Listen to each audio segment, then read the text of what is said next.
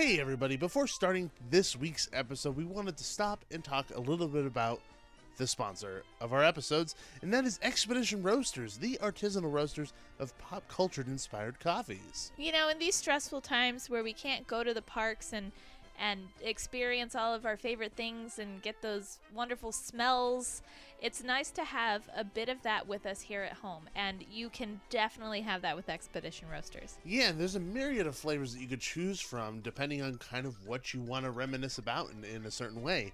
I mean, you could easily choose Route 66 Tire Fix, which is their morning blend coffee, which, you know, obviously is reminiscent of Cars. Yes. So imagine walking into Cars Land, the asphalt fresh with the water that is evaporating after they cleaned off the entire area, fresh in the morning. You just walked in the gates, something like that. Or you could do Fortune and Glory, which is their Indiana Jones inspired coffee, which is bourbon streusel. That's so good. So- But my favorite is Happily Never After. Yes, your favorite is Happily Never After, and I have to say that one of my favorites is the Wonderland Coffee Crumb Cake. That's so good. and for all you coffee drinkers out there, it is such a well-balanced mix of flavor and the actual coffee flavor. And the bags are super pretty. Yeah, the artwork on the bags are pretty incredible, and you could actually buy the art on the website itself too. Yeah. From the actual bags. Which you So- should, because it's so cool. Yes. So if you find yourself needing a little bit of a pick-me-up, but you want to reminisce a little bit about the parks, I would highly suggest checking out Expedition Roasters, heading over to expeditionroasters.com and purchasing some coffee from them. You could definitely use our coupon code for your first time purchasing coffee, which is a Duo15 at checkout. And remember, brew your happy place. Expedition Roasters, an adventure in every bag. Hi, and welcome to the Theme Park Duo podcast. Grab your park map, churro, and hop in line with us as we take you on a coast-to-coast adventure through the world of theme parks, haunts, conventions, and more. Now, here's your hosts, Nikki and Gabriel. Hello, everyone. Welcome back to a brand new, exciting episode of the Theme Park Duo podcast. I'm Nikki. And I'm Gabe. And we are the Theme Park Duo. We have another great episode lined up for everyone today. We have a fantastic guest on the show today by the name of Don Iwerks. But first, we want to give a little bit of a shout out because we have another 5-star written review. Yes, we do. This is from Z3 Boss, or BOS. Love this podcast and love their caring and honesty. The info is great and fun. Best SoCal podcast! Exclamation mark. Yay! Thank you so much. So much for the 5-star review there on iTunes. Like I always say, if you guys enjoy the show, if you love the show, if you listen to the show, a free way to support us is to go to iTunes and leave us a 5-star written review, because it brings us higher in the standings, and it makes it easier for everybody to find us and enjoy us like you are right now. Yes. A non-free way to support us is to just send us money. That is also true. Yeah. Or Just you could in buy unmarked something. bills. you $1,000 in unmarked bills. Any amount. I'll take a roll of quarters for my laundry. I'm How do not you- picky. Is it possible to send a roll of quarters that are unmarked? No, because then you would just have like Metal circles. metal circles, little metal discs. Little metal, but those are still useful You'd have in pogs. everyday life. You'd have heavy metal pogs. pogs. So you'd have a whole bunch of slammers, is what you're saying. Yeah. Small itty bitty slammers. Yes. It's not the size; it's the impact. Whenever you say slammers, it makes me think of like little hot dogs. Well, not hot dogs, like Little- hamburgers. Little hot dogs. Little hamburgers. Little cock doggies. Little cock doggies. No, email me, themeparkduo@gmail.com if you got that reference. Everybody. Yes. Well, I hope people would get that reference. I hope if not, so. it is a very random thing. Yeah, exactly. That's why I felt the need to say that it was That a it's reference to something. And it's not Yes. just things we say on a daily basis. Ooh, little cock doggies. That is not in our That- daily dialogue, on any everyday basis. So don't worry about that. Definitely a reference to a movie. Anyway, moving away from that, we're going to skip the news today because we kind of wanted this episode to live on its own. There's been a ton of news coming out from the theme park world, haunt world, and other things of that nature, but we are going to cover that in next week's episode, or the next episode that comes out. and hopefully there'll be some more information regarding those big pieces of news. Yeah. But we really wanted to leave this episode alone and let it live on its own, because there's so much great content that we were able to get with Don, and talking about his father, and working at the Disney company in the early, very, very early years, and some really, really cool stories too that Don is able to share. So without further ado, let's jump right into our interview with Don Iwerks.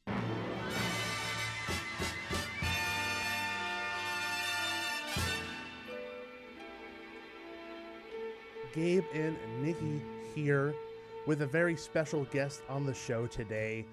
Something that we're very excited to bring everybody. And we have Don Iwerks, Disney legend and Oscar winner, on the show with us to talk about his phenomenal book about his father, Iwerks. Welcome to the show. Yeah, thank you so much. Nice to be here. Yeah, we are very privileged to talk to you. We are big fans of your work, big fans of your father's work, and we're excited to kind of talk to you about the book that you wrote about your father and his history with Disney, and then just about him. So what really compelled you to write the book about your father? Well, working with him for 20 some years, I used to ask him the question, Dad, you ought to write a book. I don't know, maybe it was a statement, not a question. But, with all of the knowledge that you have, you should write a book. And his response was, well, I really don't have time for that. There's too many other things to be doing. And he was always looking forward, never backward. So I just decided at one point, with some encouragement from Diane Disney Miller up at the Walt Disney Family Museum, that I should go ahead and write a book. I had written a little short story about some of my dad's artifacts that we were restoring for her museum, and I wrote her this little booklet just to describe briefly what they were and why they were important. And she says, I didn't know all of this. That's wonderful. You should go ahead and write a book, and we'll sell it in our bookstore. Well, I got thinking about that. The time's marching on, and while I can still remember some details, I probably ought to get started. And that was back in 2007. So it took from 2007 until 2019 to get it accomplished and out to the public. So it's just been a project that I've worked on off and on over the years. And when we got down to the editorial part of it with Disney, there was things that they had hoped that I could have more general stories to tell about my dad, as opposed to everything being technical. And so I did write some number of things in that regard, and I think that helped make the book. But I do want to acknowledge the work that the Disney Editions people put into it, the editor and their layout people and so forth. They're the ones that came up with the idea of having this a coffee table book, a hardcover book, and I was very pleased with that. I definitely think that it comes across as a passion project because of how it's written and how much love is there for your father and the work that he did and the contributions he's made to not only the Disney company, but the whole film industry. So it definitely is translated through the text very clearly. And I do think it's really important to keep those facts for people to learn, because you don't want to lose those stories, and you don't want to lose the facts of everything your father has done and contributed to the world. And I think that is definitely accomplished through this book. Well, that's very kind of you to say that. Thank you. Growing up with must have been really, really interesting, because your father was an eclectic man of sorts. He had many, many interests, and obviously being artistic and technical. And how was it growing up with him working at Disney and the different things he was involved with? Well, he came from a background of taking care of the family came first. That was number one.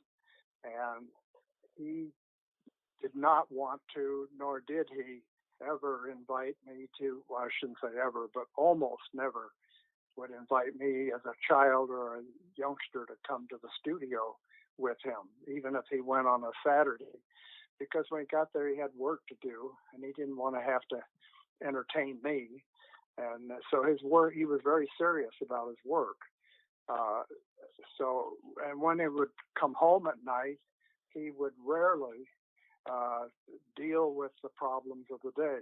I mean, he would never talk about them at the dinner table, and he might.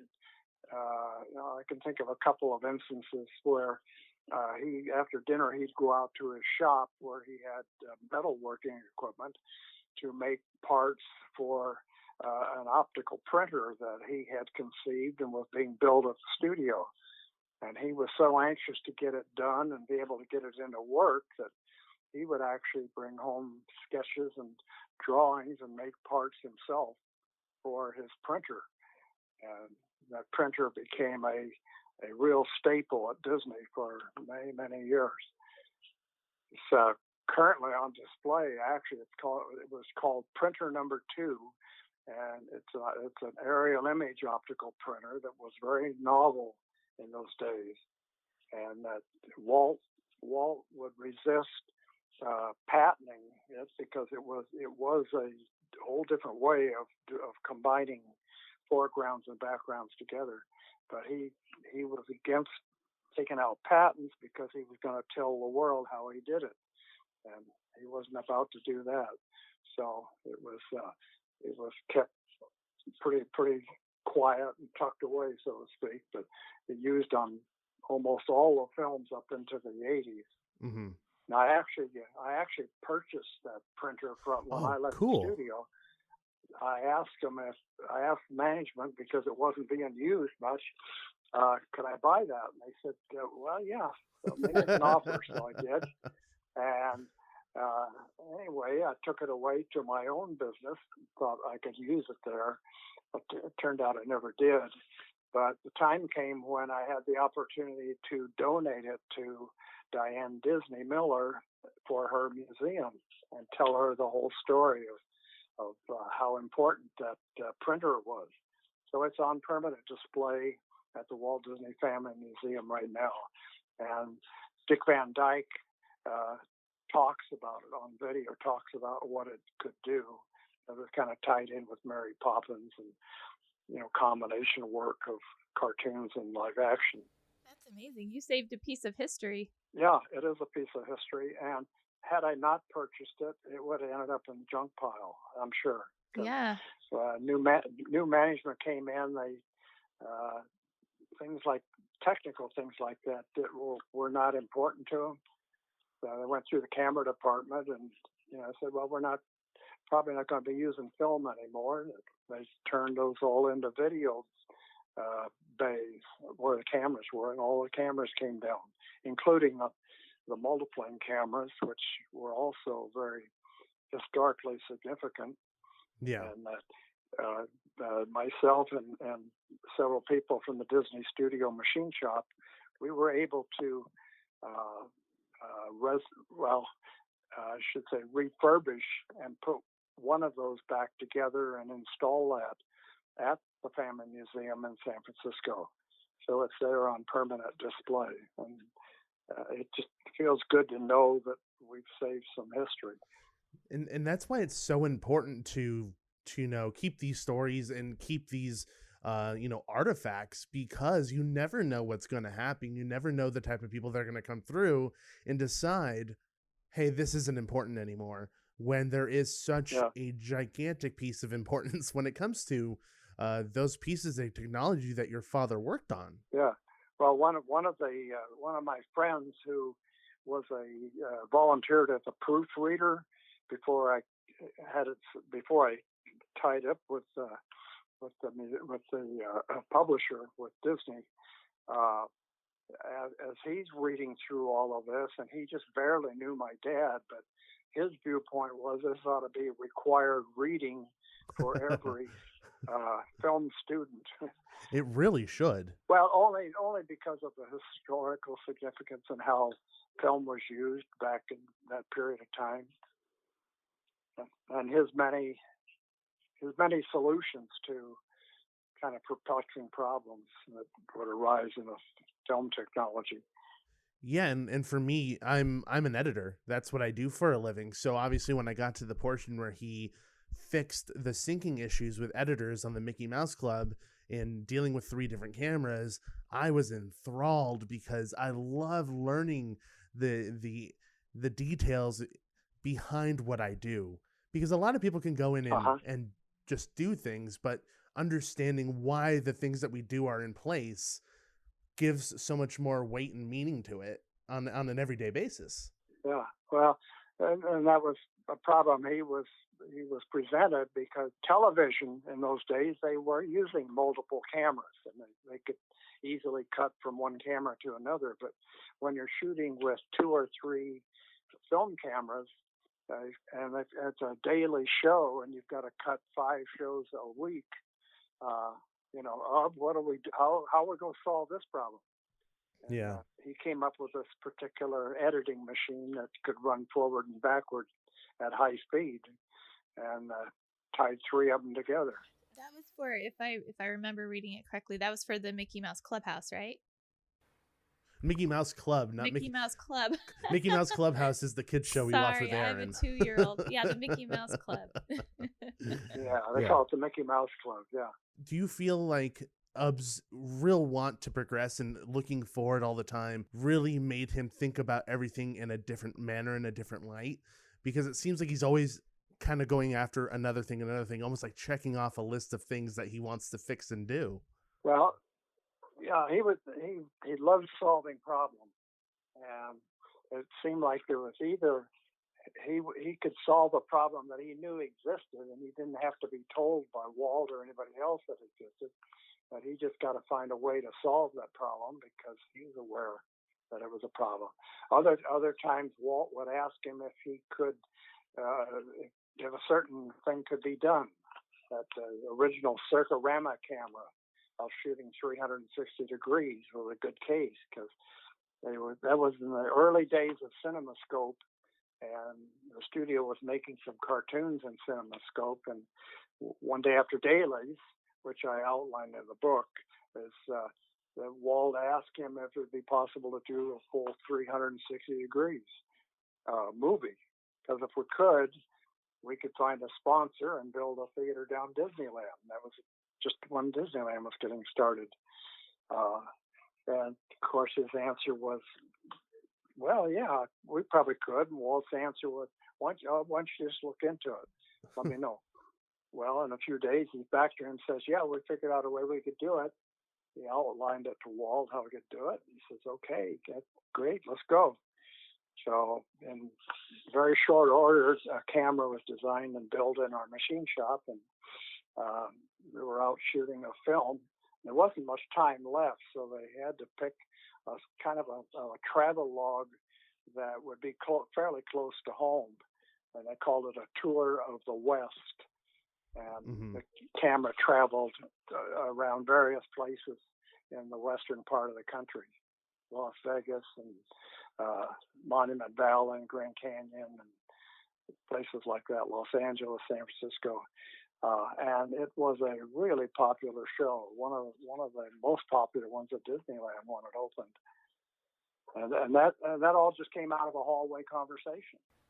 So it's the kind of thing that my dad would enjoy when Walt says, hey, Ub, do you think we could do this? The answer, it was never no. Well, why don't you look into it? They always seem to have like a shorthand. It seemed very evident while reading the book that Walt had a lot of faith in Ub to just like say something and Ub will take it from there. You know, he had a lot of faith in him, it seemed. That's right, he did. They both had respect for each other. They were both, in my opinion, and probably a lot of other people's, they were both geniuses, but in their own respective areas. So Walt was a great storyteller, a great imagination,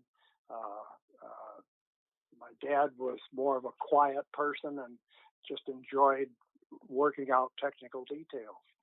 So the two of them together really hit it off. Largely responsible for the success of the company during that time. Yeah, definitely. And just in general with your father, it's fascinating to me that he seemed to have such a technical mind. Like he could figure out so many different things. But then on the opposite side, he was an artist and an animator. And do you think having that artistic side helped him out in everything else that he was trying to accomplish? Yeah, I think so. No, it would all fall under a category of being very creative and drawing and painting, and that just came natural to him.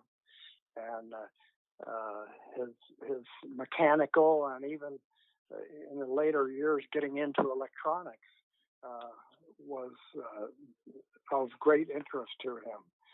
So he was always looking forward to how you could solve problems or maybe create some new device that would either solve a problem or might even lead to a new attraction at the park. Yeah, or bowling a perfect game. That was one of my favorite parts of the book.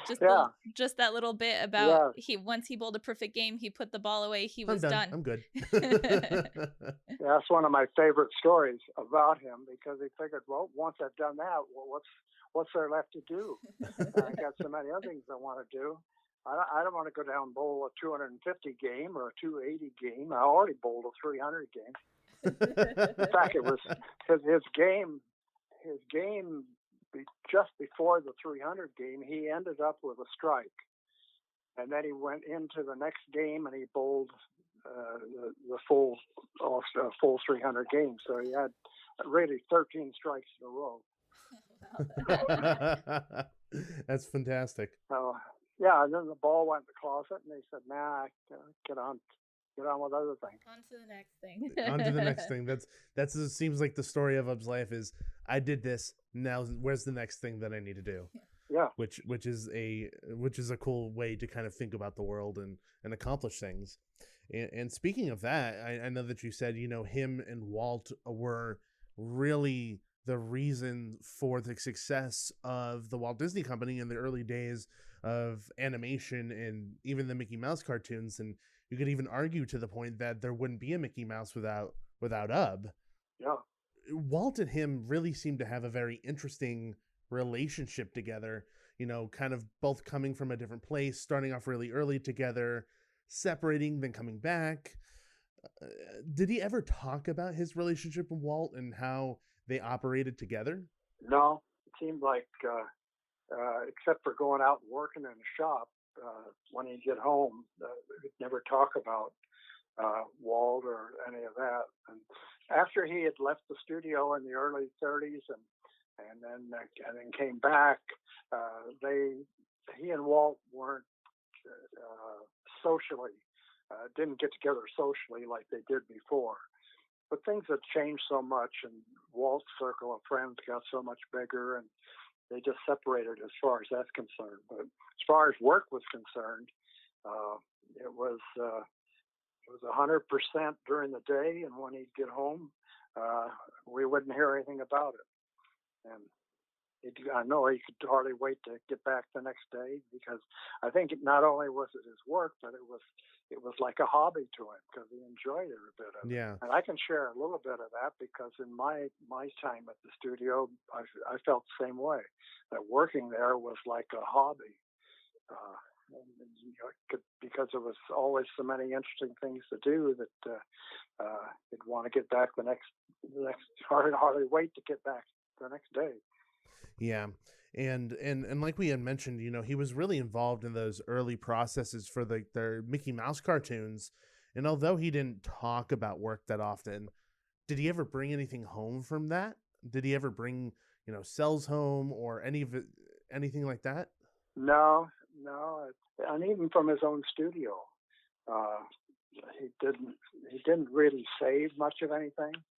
I can remember one thing as a kid, and I can kind of chastise myself for it in hindsight. But as a kid, I remember in his little shop, he had a wall locker type cabinet, and in there, among all of his stuff, were rolls of 35 millimeter nitrate film, rolled up with a rubber band around them. And I found out that if you take a little strip of that and wrap some newspaper around it, take it out in the street and light it, it'd make a terrible smelling sulfur smell and big clouds of smoke.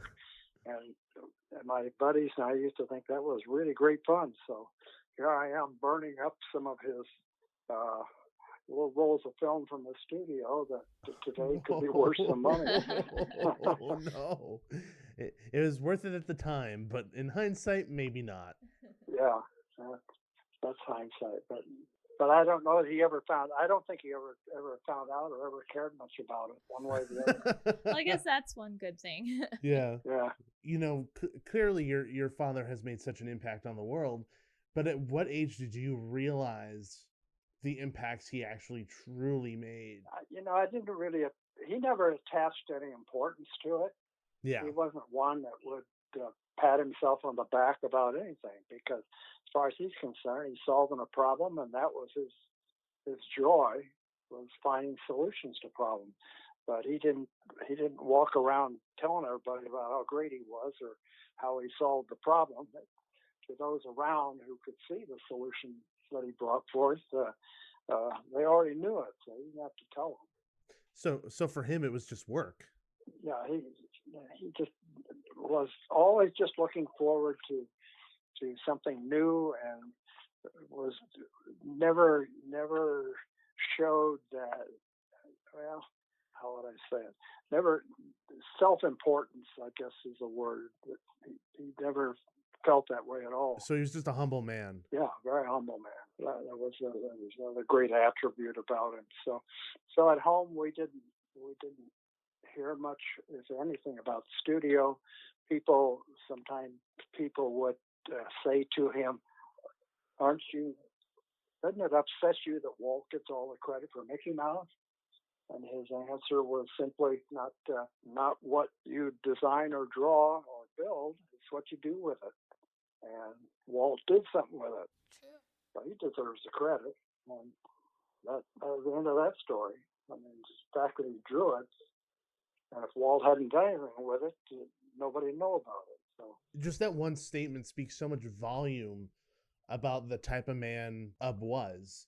Not feeling jealous about the use of Mickey Mouse and how that cartoon went, and people not paying attention to him, or not looking for accolades for the accomplishments he had in the film industry.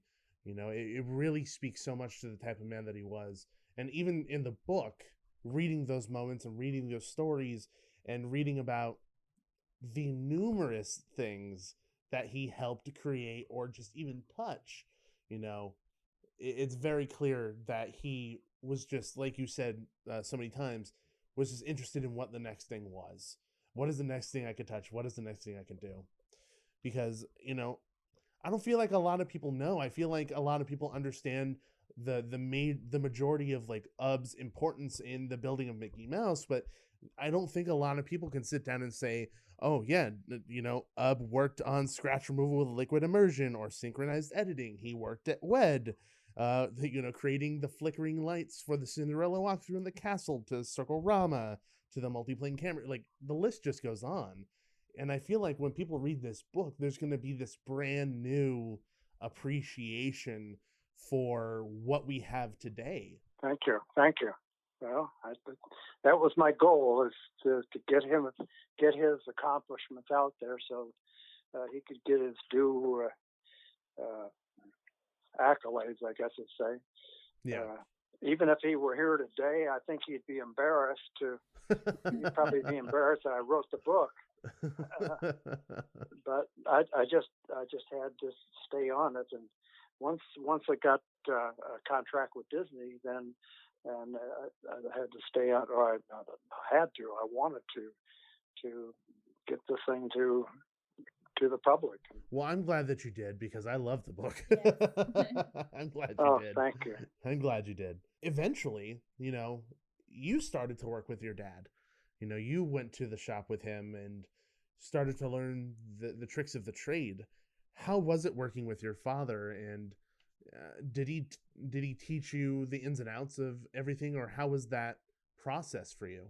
Well, yeah, it sort of began to grow when I was probably was a teenager, because he had a shop that had woodworking machinery in it, and he built his own sailboat in the shop at one time, and I showed an interest in woodworking, and so when he felt that I wasn't going to hurt myself on the machinery, he showed me how to use it.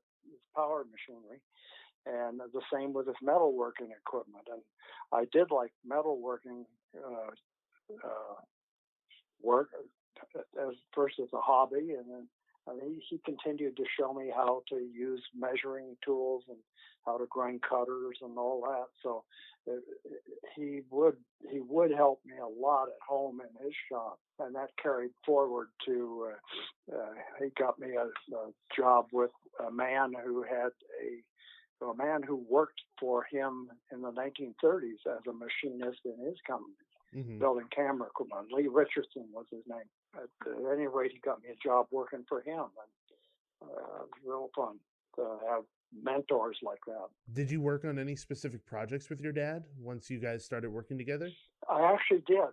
There was this was probably in my late teenage years, but he had made some experiments at the studio on making 4x5 enlargements from 35 millimeter color slides from Kodachromes that were photographed by the nature photographers, and they used Leica cameras and Kodachrome.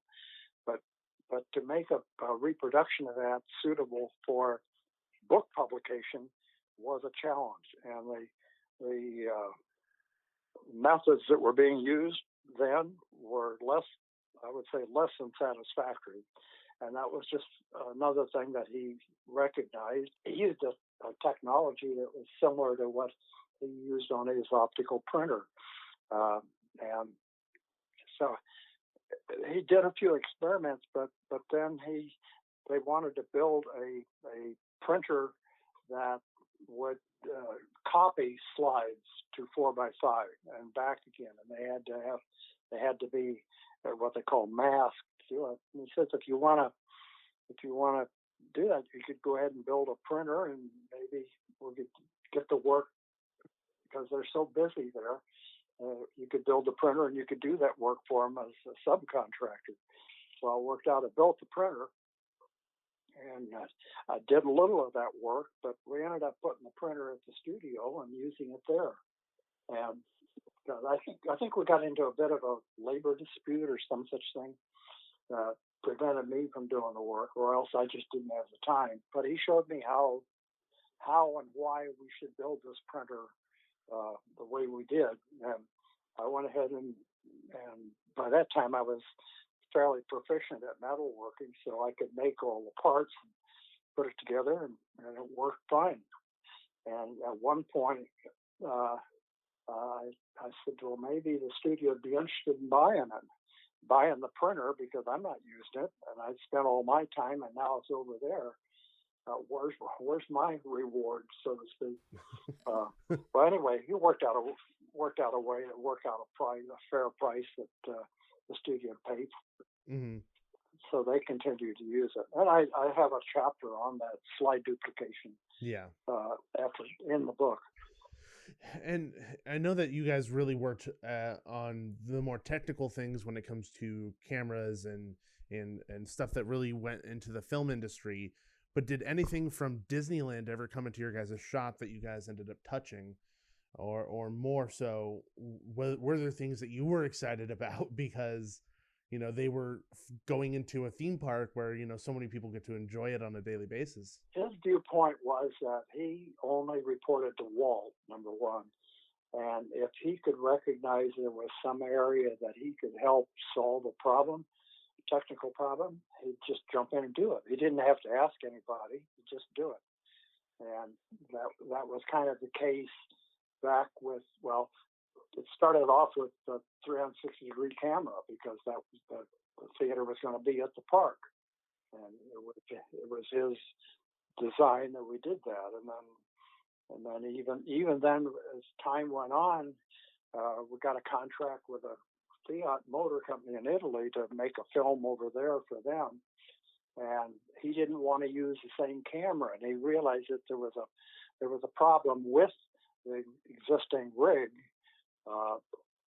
That's a little too technical probably to get into here, but he came up with another perfect solution to the problem.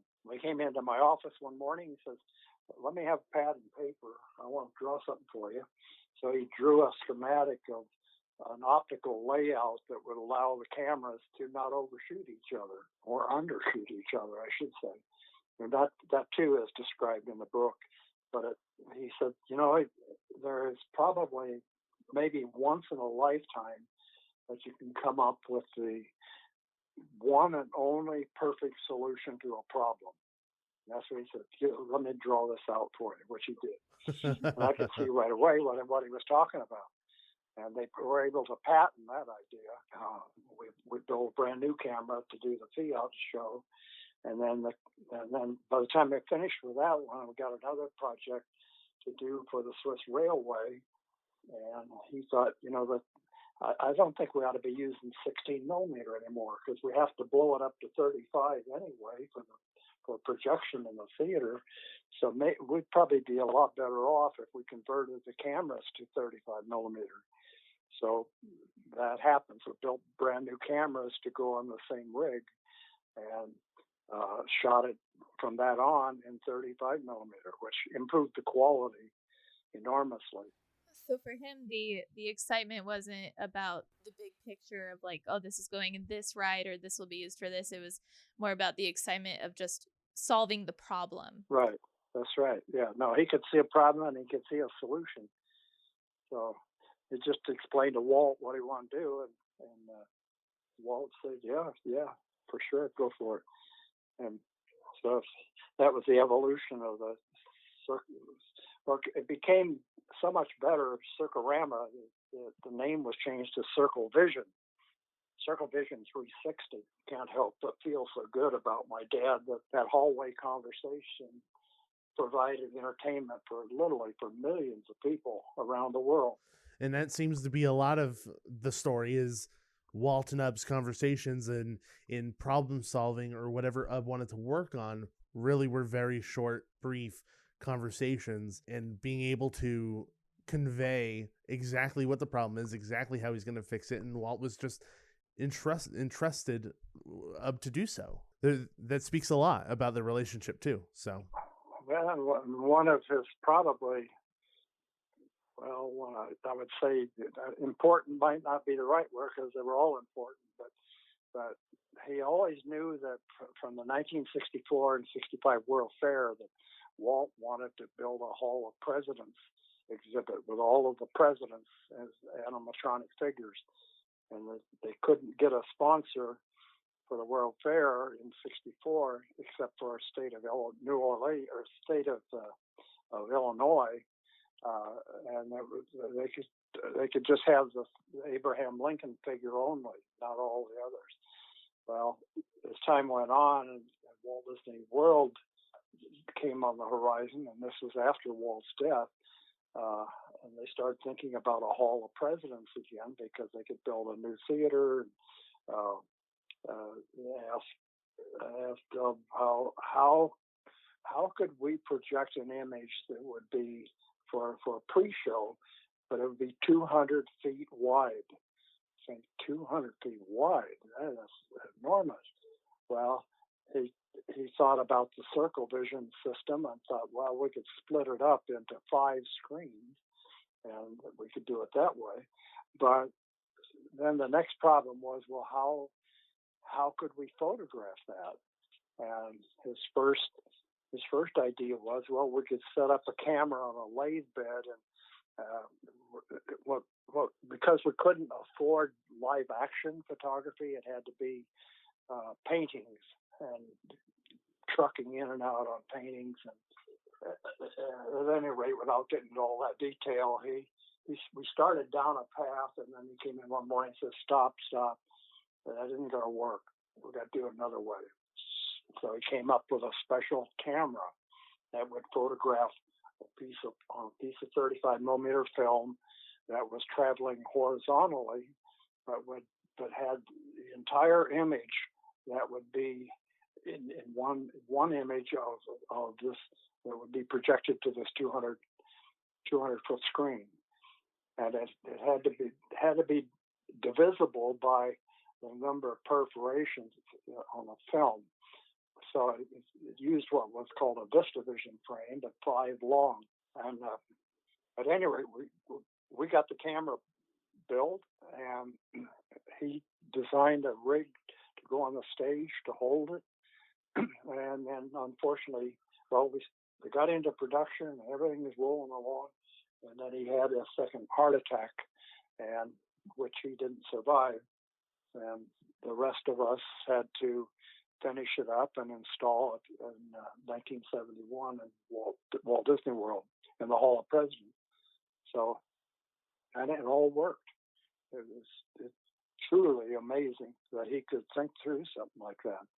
And the mechanics of the camera were so simple compared to a lot of cameras, and yet it was rock steady. We had to divide up that very long frame. It was 48 perforations long, 40 perforations long. And we had to pick off 5 VistaVision frames and separate them into separate rolls of film. So we divided that one big image that way. And so you could project it. And yet it was so steady, it was almost, and it was a non-register pin camera. And so it was really an accomplishment. And that was his concept of how this is the only way I know we can do it. But unfortunately, he didn't survive to see the final result, but we were really close. And when you finished that project, I'm assuming that the finishing was bittersweet for you, because knowing that your father's contributions to that project, helped make it, but he wasn't there to see it, but you saw it the rest of the way for him. Right. Yeah. I was sure proud of what we did, and we're just all in various roles. We had film people too, optical printer operators, and various people were all contributing to make this happen, and we were able to make it happen. Anyway, the book just goes into I wouldn't say countless, but many of his very clever and outstanding solutions to technical problems. Yeah, we're so grateful that you put it all together in one place for us to be able to recognize everything that he contributed, not only to Disney, but to the industry as a whole.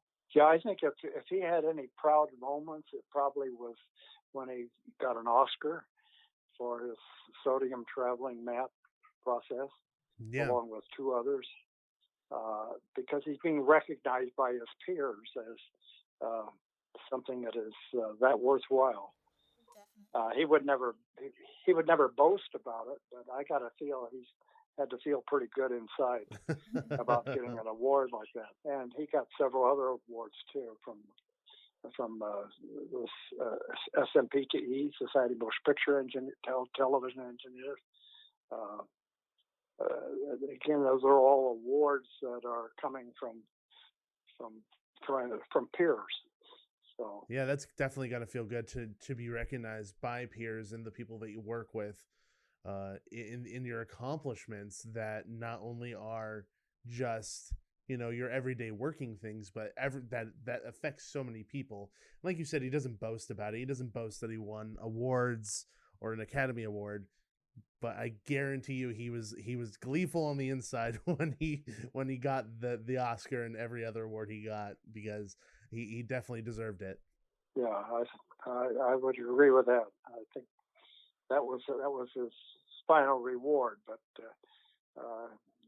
when Walt passed away, I could see a sadness in him, and realize that that he got a lot of enjoyment and self-satisfaction out of solving problems for Walt.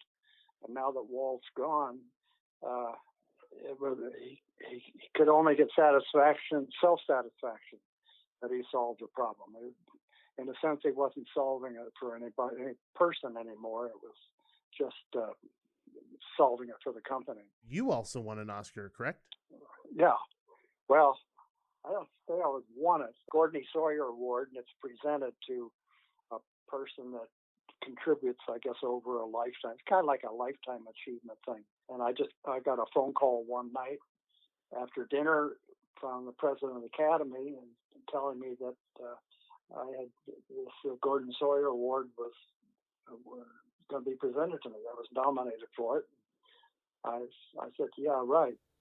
Who's this again? I figured that's got to be a joke of some kind. He says, no, that's not a joke. You call up. He gave me the name of the guy who is a friend. I forget his name now, but he was in charge of the technical part of the society of the Academy. He says, call him and ask him. He'll tell you. Anyway, it was a wonderful day, and it still is. And I have both my own and I have my dad's side by side on the mantle. That's view every day. Incredible. Yeah, I was going to ask if you had his. Your father must be smiling down on you when you got that award too. He must have been so proud of you. I would think so. I hope so anyway. I don't think there's any doubt in it. Yeah. Well, he was a great father, and it was just a pleasure to work with him. Mm-hmm. And there are times it could be a little bit tense when things weren't quite going right, and other times when things were going just perfect, and those were really the good times. But I could tell him sometimes he could tend to get uptight a little bit about something not going right in our shop, or somebody made a mistake, and I said, Dad, we'll fix it. Don't worry. I don't want to talk down to him. I can't, but at the same time, I'm trying to get him to, let us fix it. We recognize it's done. We'll fix it. Yeah. And we did, and we move on. I think you're very lucky to be able to have worked alongside him. Not a lot of people get the opportunity to work alongside their dads or, their parents in general ever, especially nowadays. Kids tend to do a little bit different stuff than their parents do. But I think it kind of allowed you to get an inside look at your father and see a lot of the true genius that he really was. So, I think it's pretty incredible that you actually had the opportunity to watch him in action and really fix and attack the problems firsthand. Well, yeah, oftentimes he'd come over for lunch. He'd come over and say, want to go out and get a hamburger? And we'd go off a lot, and we'd spend the whole time talking through the problems and just bouncing ideas around. It was real fun. And that's probably fun to him because he probably got a lot of excitement out of working with his son on those projects too. I think so. Yeah, I think he enjoyed it. Even sometimes what would get me a couple of feet off the ground is that he would accept an idea that I might throw out. So, well, what if we did this? And he'd say, well, yeah, that might work. We end up doing it. And I get a little praise from him. That went a long way with me. Yeah, it seems like men of that era, their acceptance of things or letting you know that you're right or things were very much simplistic statements, because the same thing is said of Walt, and when he was happy with something, he's like, that would work. And it seems like your father was kind of in a similar vein of, yeah, that would work. And then you move forward with the idea. And he always picked the simplest one first, which made a lot of sense. He was pretty practical, and maybe we could solve it this way. And if that didn't work, well, we'll move on to another way.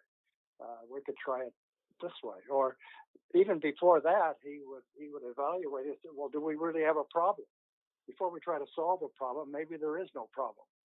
And so we'd bat that around a bit, said, well, in most cases there is. So we'll move on from there. And really the last thing I want to talk to you about before we let you go is, how did your father's work at Disney or just in film in general affect and change your life? Oh, well, I mean, he was my hero, my mentor and hero for sure. And I just admired his abilities, and there is no way that I could even begin to compare myself to him.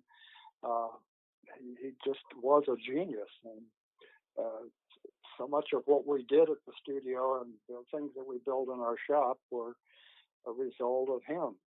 And but his interests, my interests followed his interests. I like metalworking, I like woodworking, I like to paint. I do that on occasion. I've managed to write this book. I'll probably never write another one. Although my family is saying, now that you have that done, before you don't remember anymore, maybe it would be great if you write down some of your own experiences. So I've started doing that just a little at a time. Yeah, and maybe your daughter Leslie can do that. Yeah, she probably would. Yeah. But anyway, I've just got to get stuff down on paper while I can remember it. As I get older. Yesterday I turned 91. Oh, yay! Happy birthday! Happy birthday! Yeah. Yeah, Leslie did quite a great tribute for me on that by between she and my wife contacted a whole lot of friends and asked them to shoot little short video snips. Sounds and familiar. send them to her.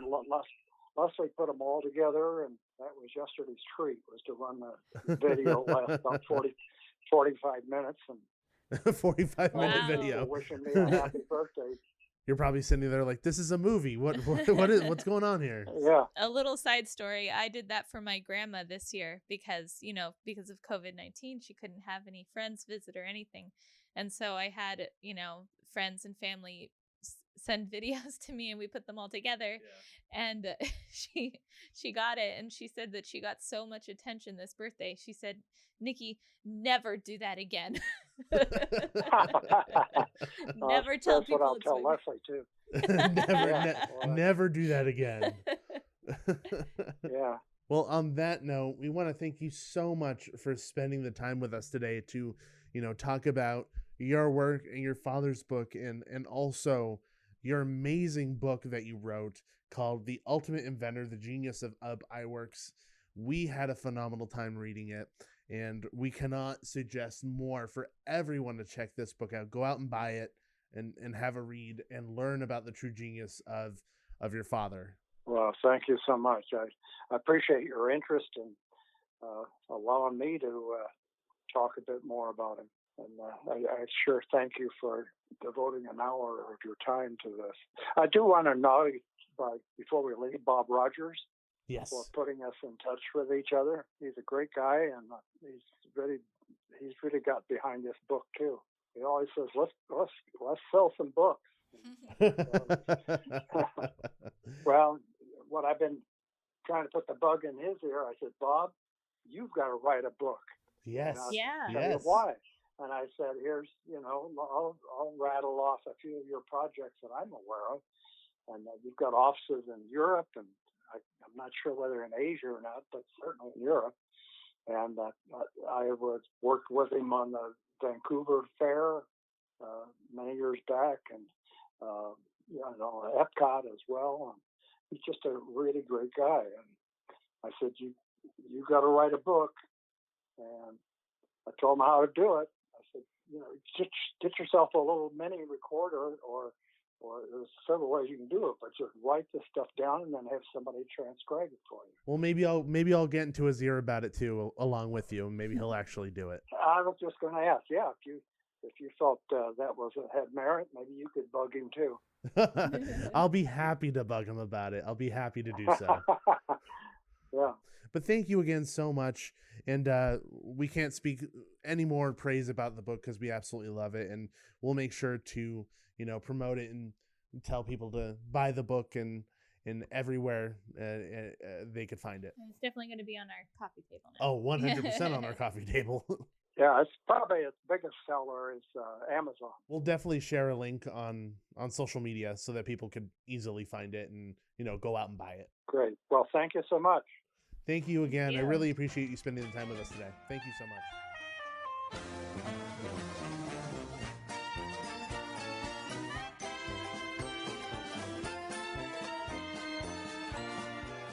That was a really, really great interview. And you know me, I'm usually like, interview, Yeah, usually Gabe shy away handle from it. anything. Even if Like, even if I'm on the episode, like you usually take the reins, but it was just a very pleasant, great time talking to him. yeah, and Yeah. he just had so many great stories to share and so much insight. And it's not every day that you have the opportunity to sit down with somebody like that. And I have to give a huge shout out to Bob Rogers from BRC Imagination Arts, who was able to set this up for us. Like I said, it's not every day that you have the opportunity to sit down with somebody like this. So having the opportunity to sit down with Don and just pick his brain, talk about his father in the book was just phenomenal. Yeah. It was really cool to kind of even talk about moments from the book that he wrote, stories about his father, and bringing those things back up and even getting a little bit more information from him about those moments, like Yeah. in one of those things, the bowling. The bowling. The bowling story, That like, struck my fancy. and he was very happy about Yeah. it because that was his favorite Yeah, story. that's amazing that it was his favorite story too. But I was literally reading the book on the couch, and Gabe was at the table, and he can back me up on this. I just chuckled. I was like, "Ha, this is so funny!" And then I told the story to Gabe because it was like on a side note, so you might not even have read it, but Yeah. it was a really great read. I implore everyone, go out, get the book, read it, because we didn't touch even a fraction of what was in this amazing book, not to mention just the illustrations and the pictures and everything else that is in this book. It's a coffee table book, so it's big. Yeah, it's definitely. it's worth adding to your Disney collection. Yeah, if you guys want to pick up this book, which if you are a Disney fan or a film fan for that matter, I highly suggest looking it up. You could get it on Amazon. The name of the book is Walt Disney's Ultimate Inventor, The Genius of Iwerks. It is like Nikki said, it's a very large coffee table book. Wonderful illustrations, really cool pictures of Ub and Walt, cool drawings of Ub by his animators, from back in the day, and just some really cool anecdotal stories about, Don interacting with his father and other things of that nature. I feel like by reading this book, you kind of get into the head of Ub and understanding kind of how he works, as opposed to just a biographical story of just major moments of his life. It was more personal. It was significantly more personal, and for me, that makes the book that much more enjoyable because it isn't just this historical bullet point, high school textbook of moments of Ub's life. You get a very personal insight into how Ub thinks or thought, and how he operated, and his personal beliefs on life and work and things of that nature. So I highly suggest everybody check out this book. You can get it on Amazon, so make sure you search that out. It is once again titled Walt Disney's Ultimate Inventor, The Genius of Ub Iwerks. So hopefully all of you enjoyed our interview with Don Iwerks today. We thoroughly enjoyed sitting down with him and chatting about this book. Honestly, we had a conversation. We were going to save this for a season finale, and we're like, no, we can't wait. It's too good. The people need this. The people deserve Especially, it. they need a beacon of just, hope and light. Good things, in this time. So here you go. Don't blame us if our season finale is crap, because it was supposed to be this. The season finale will just be us reviewing the season. No, you know what? I'll just let Aaron handle it. Oh my god, that would be the worst season finale ever. I'm going to have the very coherent question and thought, and probably one of the most coherent thoughts I'll ever have, and she'll just go, that's it. If you're lucky, you might get a ba ba ba ba ba. Or she'll just say, bye, and then leave. Yeah. Because that's what she does. She might say bye. She might say poo poo. She might say do, which means dog. That's about her vocabulary so far. Oh, and no. No. Oh, and And uh-oh. she'll wag her finger at you. Yes. But yeah, no, we'll see what the season finale holds for us later down the line when we record that. But Yeah. hopefully it'll be just as good as this. Yes, So, I'm sure it'll be close. Yeah, I hope so. But thank you everybody for tuning into this week's episode. We thoroughly hope that you enjoyed listening to our conversation with Don Iwerks. Once again, check out the book. And like I said at the beginning of the episode, everybody, if you haven't already, make sure you head on over to iTunes and leave us a 5-star written review if you're enjoying the show. It is a free way to support us, and it makes it easier for everybody to find us and enjoy us like you are right now. If you haven't already, make sure you follow us on our social media platforms. We are all over social media. We are on Twitter, Facebook, YouTube, and Instagram. All you have to do is search Theme Park Duo. If you're actually listening to this podcast on the podcast app, we actually have all these episodes on YouTube as well. Mhm. So they're kind of categorized based on seasons. So season 1, 2, and 3. I know that we kind of do the weird number things based, like I do it like TV. Yeah. You know, the first number is the season, then the subsequent 2 numbers are the episode number. It I get also that like question a lot. floors of a building. Floors of a building. Yeah, Yes, you are correct. if you're on the 4th floor of 401, 402, Yeah, 403. yeah. Exactly. building floors. Yes. So we're going to skip 13 and just go straight to 14. No, we're not. Why? Because you 13's like bad you luck. like Haunt. That's true, but Right? I mean, 13, whatever. Season 13, if we make it to season 13, We ain't skipping it. we ain't skipping it. And it's going to be a completely Halloween season. I like that idea. Yeah. No, like that it's idea a lot. happening. Anyway, you totally derailed me. You totally derailed That's me. why I'm here. That is true. That is the, I think the that next is your thing job I think the next thing description. to plug is email. Did you already do the social media platforms? No, that's what I'm Okay. doing right now when you derailed me. Okay, well, here I you was go. saying, I was saying that all the Social media. episodes are on YouTube. Yes. So if you want to listen to them on YouTube for some reason, you can. But we also have some fun videos that we did release during quarantine. You know, every now and again we'll do trip reports on there, or you know, videos for different events. I know that right now events are pretty sparse Yeah. when it comes to the theme park world and other things. But you know, we did have a couple things we released, so you can check those things out. And then, if you want to email us questions, comments, concerns, topics you want to hear about on the show, things you want to hear us talk Answers about, to impromptu trivia questions. answers to impromptu trivia questions, you could always email us at. themeparkduo@gmail.com. Thank you again, everybody, and always remember, There's always a great, big, beautiful tomorrow. See ya. Thanks for riding with the Theme Park Duo. Make sure to gather all your belongings before the end of the podcast. Bye-bye.